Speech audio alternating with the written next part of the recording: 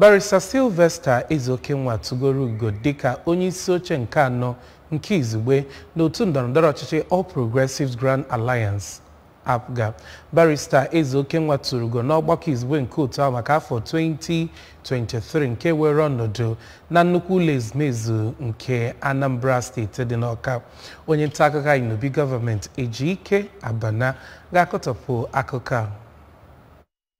Ọkaiwu Ezokennwa bụ onye ya na ndị ọzọ ruru mmadụ 30 bụ ndị arọpụtara dịka ndị ga-arụ ọrụ n'otu ndọrọndọrọ ọchịchị Pati APGA n'ogogo ala Naịjirịa bụ ndị bịara ya bụ mmemme nrọpụta bụ ndị binyere aka maka nrọpụta ha. Gọvanọ Soludo onye toro ọchịchị afọ 7 bụ nke nwa amadi Victor Oye bagidere n'otu ndọrọndọrọ ọchịchị APGA kọwara na APGA bụ otu ndọrọndọrọ ọchịchị bụ nke eji okwu ya agba izu n'ala Naịjirịa ma bụrụ nke na-aga n'iru n'imepụta ọchịchị obi ndị mmadụ ka ọ na-eto ndị ahụ arọpụtara ọhụụ maka ijizi ọkwa otu ndọrọndọrọ ọchịchị APGA ka Gọvanọ Soludo nọrọ kene onye chịburu steeti a bụ Chief Willie Obianọ nakwa ndị ọzọ eji okwu ha agba izu n'otu ndọrọndọrọ ọchịchị Pati APGA maka inwe ntụkwasị obi na ya ma rọpụta ya ka ọ bụrụ onye ga-eji aha otu ndọrọndọrọ ọchịchị APGA zọọ ọkwa gọvanọ Anambra steeti. Na mbụ n'okwu ya ka onye isi oche otu ndọrọndọrọ ọchịchị APGA bụ onye na-apụzi apụ bụ Chief Victor Oye nọrọ kọwaa ya bụ mmemme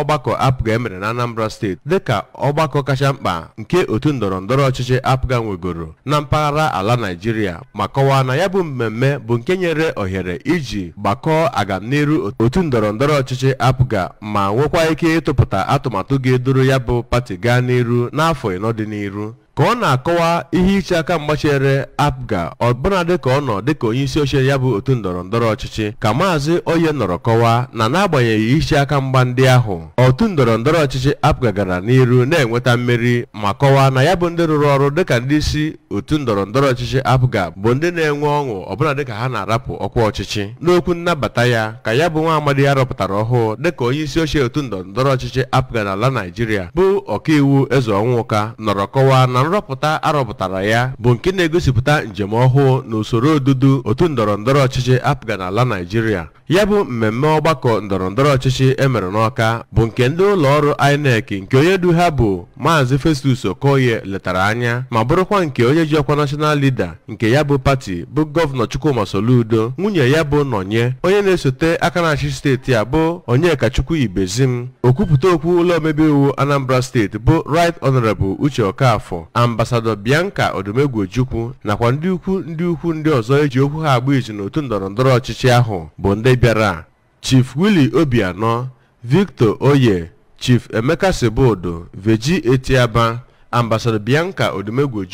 Chief Patrick Obianwụ, Chief Frank Nweke Jr., Senator Enyinaya Abaribe, Dọkịnta Ben Nwankwọ, Right Honorable Uche Okafọ nakwa ndị ọzọ bụ ndị akpọpụtara dịka ndị otu Board of Trustees nke ya bụ otu ndọrọndọrọ ọchịchị APGA.